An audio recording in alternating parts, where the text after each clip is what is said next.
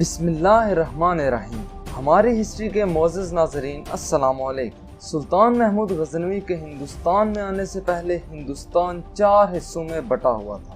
اس تقسیم میں 2 حصے تو بہوشی جو چاہتے کرتے، یہ لوگ اپنی دولت سے اپنے گناہ کی تلافی کر لیتے، مگر نچلے حصوں کے لوگوں کے لیے گناہ تو دور کی بات، اونچی ذات والے لوگوں سے اونچی آواز میں بات کرنا بھی موت کو دعوت دینے کے مترادف تھا۔ یہ جگہ نہیں بلکہ ایک سماج کی تقسیم تھی۔ اس وقت ہندوؤں میں سب سے زیادہ طاقتور گروہ برہمنوں کا تھا۔ برہمن جو چاہتے کرتے، مگر کسی قانون کو ان پر لاگو ہونے کی اجازت نہ تھی۔ یہ ہر قانون کی گرفت سے باہر تھے۔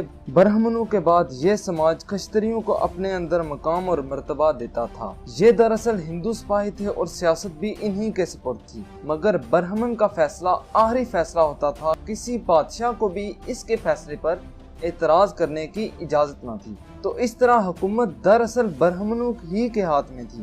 اس کے بعد محنت کشوں کی باری آتی تھی۔ اس سماج میں محنت کش ویش کہلاتے تھے۔ یہ درجے میں برہمن اور کشتریوں سے چھوٹے تھے۔ یہ لوگ زیادہ تر کشتریوں کے ملازم اور کسان تھے۔ ان کے بعد شودروں کی باری تھی۔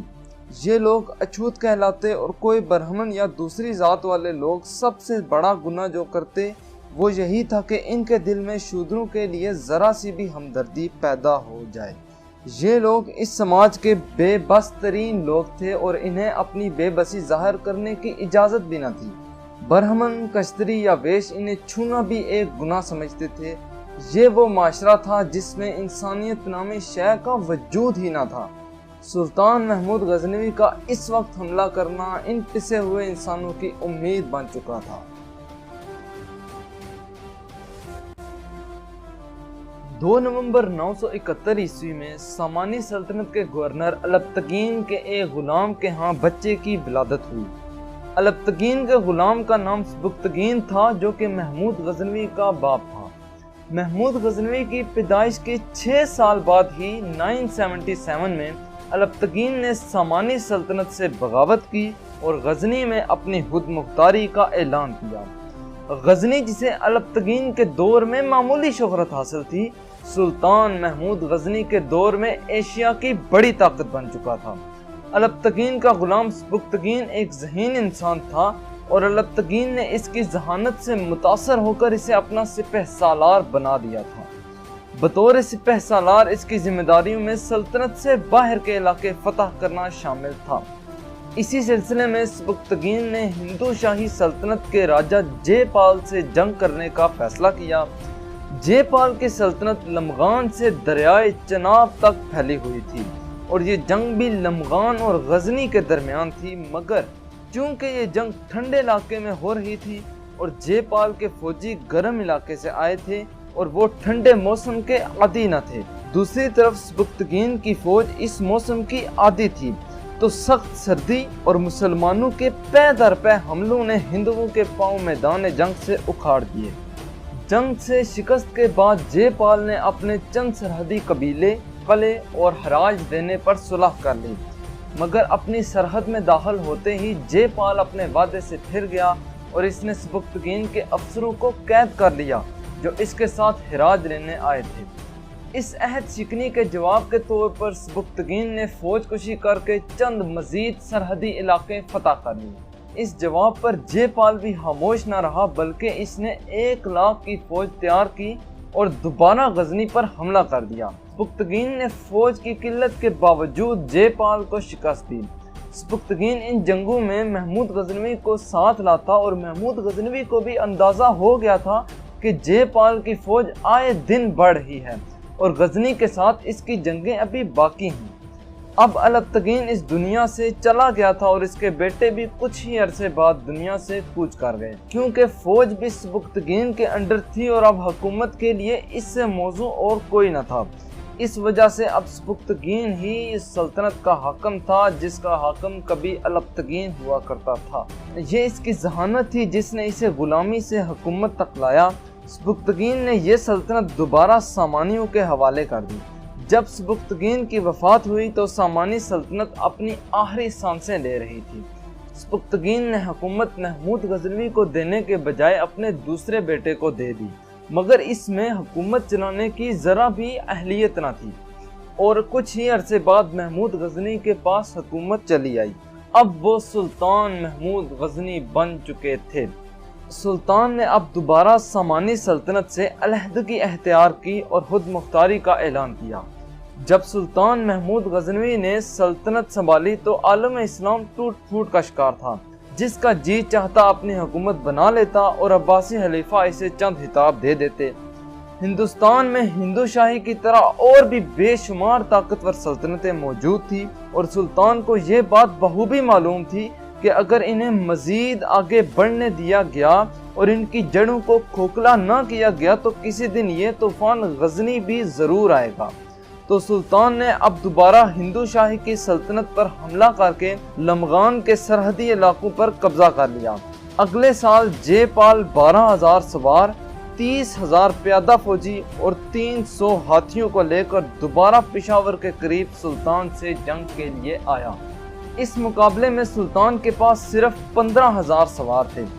जंग का नतीजा ये निकला कि जयपाल अपने 15 बेटों और पोतों के हमरा गिरफ्तार हो गया और हिंदू फौजी 5,000 लाशों को छोड़कर भाग गए।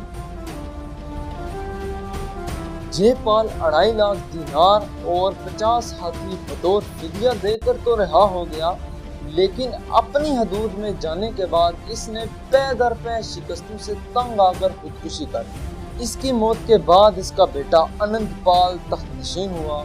इसने अपने बाप की शिकस्तों से सबक सीखा और सुलह में ही अपना भला समझा। हिंदू शाही के बाद सुल्तान ने बठिंडा का रुख किया। हिंदुओं की असली ताकत वो रियासतें थी जो सतलुज, गंगा और नर्मदा के दरमियान फैली हुई थी। बठिंडा का राजा बाजी राय बहुत मगरूर इंसान था और इसे अपनी फौजी कुव्वत पर बहुत नाज था। इसने किला बंद होकर लड़ने के बजाय शहर से बाहर जंग की। जंग 3 रोज तक जारी रही मगर इसका कोई नतीजा न निकल सका। चौथे दिन जब मुसलमान पसपा होना शुरू हुए, ये देखकर सुल्तान ने खुद घोड़ा दौड़ाया और अगली सफों में दुश्मन के दड़ों को इनके तन से जुदा करने लगे। ये देखकर मुसलमानों में भी एक लहर पैदा हो गई और उन्होंने बाजी राय की फौज को इबरतनाक शिकस्त दी। बाजी राय किले की तरफ भाग निकला मगर जब मुसलमानों ने किले पर भी हमला कर दिया तो वो जंगल की तरफ भाग, मगर सुल्तान के सिपाहियों ने इसे वहां पर भी देख लिया और इसने जयपाल की तरह खुदकुशी कर दी। इन शिकस्तों के बाद पूरे हिंदुस्तान में एक बेचैनी पैदा हो गई। बठिंडा की फतह के बाद अब सुल्तान ने मुल्तान के रास्ते गजनी जाने का फैसला किया, मगर मुल्तान से गुजरते वक्त सुल्तान को मुल्तान के हुक्मरान अबुल फातिह दाऊद से भी 2-2 हाथ करने पड़े। अब आप ये सोच रहे होंगे कि मुल्तान को तो मोहम्मद बिन कासिम की फतह के बाद इस्लामी सल्तनत में शामिल कर लिया गया था, मगर ये कैसे हुआ कि सुल्तान ने एक मुसलमान हुक्मरान से ही लड़ाई कर ली। किस्सा कुछ यूं है कि मोहम्मद बिन कासिम की फतह के बाद सिंध और मुल्तान का ताल्लुक इस्लामी दुनिया के साथ तब तक था जब तक उमवी सल्तनत कायम थी। जब खिलाफत अब्बासियों के पास आई तो इन इलाकों से इस्लामी दुनिया का डायरेक्ट लिंक खत्म हो गया। अब आलम इस्लाम में कोई भी फसादी ग्रोह जन्म लेता तो हर जगह से शिकस्त खाने के बाद इनका ठिकाना मुल्तान या सिंध ही होता। अबुल फातिह का ताल्लुक भी ऐसे ही ग्रोह से था जो करमती कहलाते थे। किताबों के मुताबिक इन लोगों का इस्लाम से दूर दूर तक कोई ताल्लुक ही न था। इनका मकसद सिर्फ फसाद फैलाकर आलम इस्लाम में इंतशार फैलाना था और इसी वजह से सुल्तान को इनसे भी जंग करनी पड़ी। मगर सुल्तान को पता चला कि शुमाल में अलग खान ने हरासान में सामानी सल्तनत पर हमला कर दिया है। इसी वजह से सुल्तान को जल्दी से वापस गजनी की तरफ जाना पड़ा।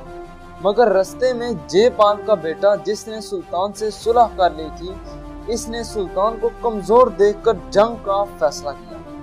ये जंग मौजूदा आजाद कश्मीर के शहर मीरपुर के करीब लड़ी गई। इस जंग में अनंतपाल को इबरतनाक शिकस्त का सामना करना पड़ा। अलग खान ने सामान्य सल्तनत का मुकम्मल तौर पर खात्मा कर दिया। سلطان نے الغ خان کی بیٹی سے شادی کر کے اسے اپنا ساتھی بنا لیا۔ اب سلطان کے سامنے شمال کے کچھ علاقے اور ہندوستان کھلا پڑا تھا۔ سلطان نے ملتان کو 5 سال میں فتح کیا۔ شمالی ممالک سے جنگوں کی وجہ سے سلطان کی سلطنت میں روز بروز اضافہ ہو رہا تھا۔ جی تو ناظرین، یہ تھے سلطان محمود غزنوی کے ابتدائی زندگی کے حالات و واقعات۔ سلطان محمود غزنوی کی مکمل تاریخ دیکھنے کے لیے ہسٹری آف سلطان محمود غزنوی کا 2nd پارٹ بھی ضرور دیکھیے، اور مزید اپڈیٹس کے لیے ہماری ہسٹری کو سبسکرائب کر دیں۔ شکریہ۔